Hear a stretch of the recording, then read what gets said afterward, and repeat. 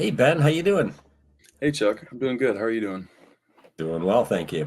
Hey, I was curious. I was wondering if you could help me. How do I enable verbose logging for the thick client? Yeah, I'd be happy to help. Let me share my screen.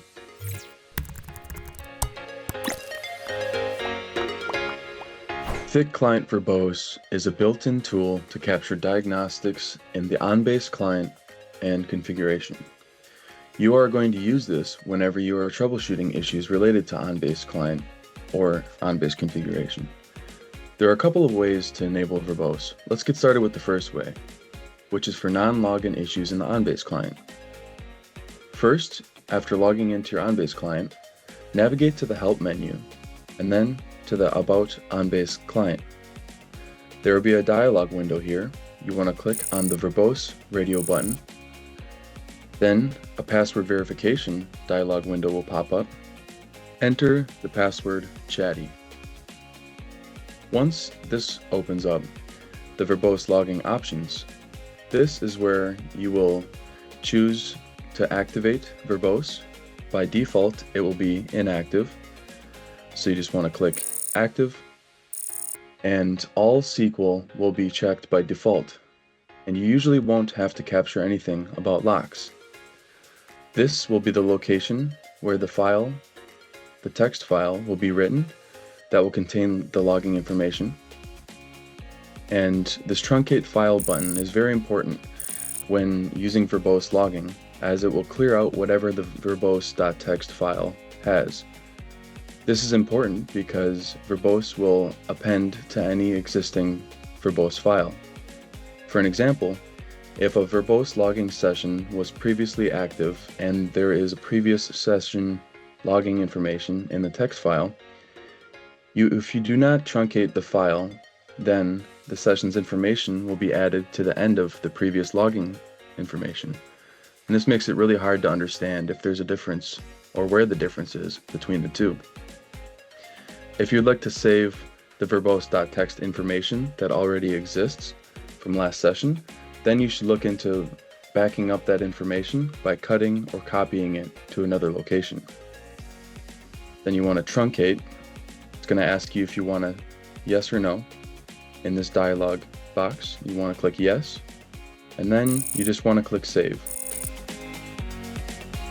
Once you click save, verbose logging is now active. To view the text file that was just created, a shortcut is to go to %temp%, and this is the default location of the text file. It will be stored under 1, verbose.txt, and this will pop up in a separate window. In this text file, it shows the SQL statements that are issued and executed by the client. It appears that each statement is executed twice, which is not true. Right before the first statement, there is a preparing followed by a timestamp, as shown here. This is the client noting to you that it is preparing to issue the following statement to the database. At the end of that statement, there will be a timestamp. These timestamps should be similar because the client will be able to prepare the statement in the same millisecond. It will then provide DB connection followed by an ID number. This is when the actual statement is issued to the database. Typically, the timestamp at the end of this block is where you want to look if you're troubleshooting performance issues, because that timestamp is how long it takes the database to send this information back after the statement has been issued. Some tips when enabling verbose logging is to replicate the issue if possible. Stage the issue before enabling verbose can be an important step for this. For an example, if you have an issue with retrieval within OnBase client, have the hit list up and ready to go, then enable verbose. Then you would like to proceed with replicating the issue, then turn verbose off.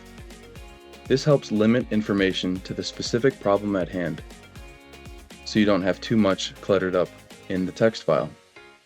And don't forget to use truncate file, as we mentioned earlier. This keeps the file clear of excess information to be focused on only the issue that we're trying to solve. Turning verbose logging off is done by simply navigating back to the OnBase client where we first turned it on. Then you want to click Inactive and click Save. Now verbose logging is off, and this will help save the amount of information that will be collected, and it will be easier to filter through it, making sure there's nothing unnecessary, and we can pinpoint the troubleshooting issue in a faster time. The second way is for login issues in the OnBase client. You will need to provide command line arguments for the executable by entering these commands at the end of the target path. To navigate here, right-click the client, go to Properties,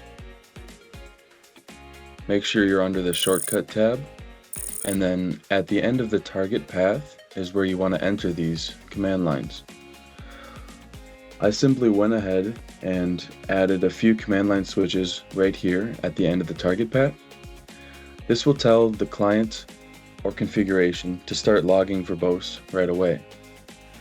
The options you will need within the command line to activate verbose logging are V, and this tells the executable to enable verbose and will start capturing information right away. SQL, or SQL, will capture SQL statements.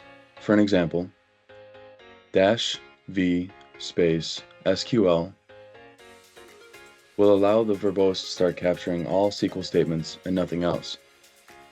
The T enables timestamps, and this is important when troubleshooting a performance issue if you want to understand how long certain SQL statements will take.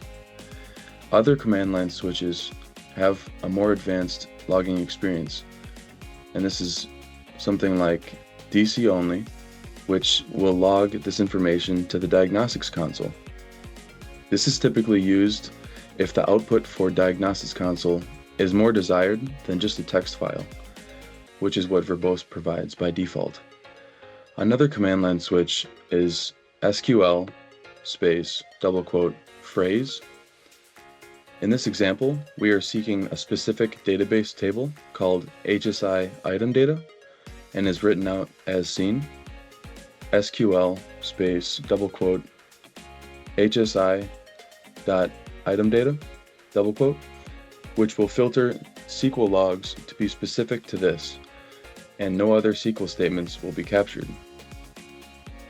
This is what is provided with verbose.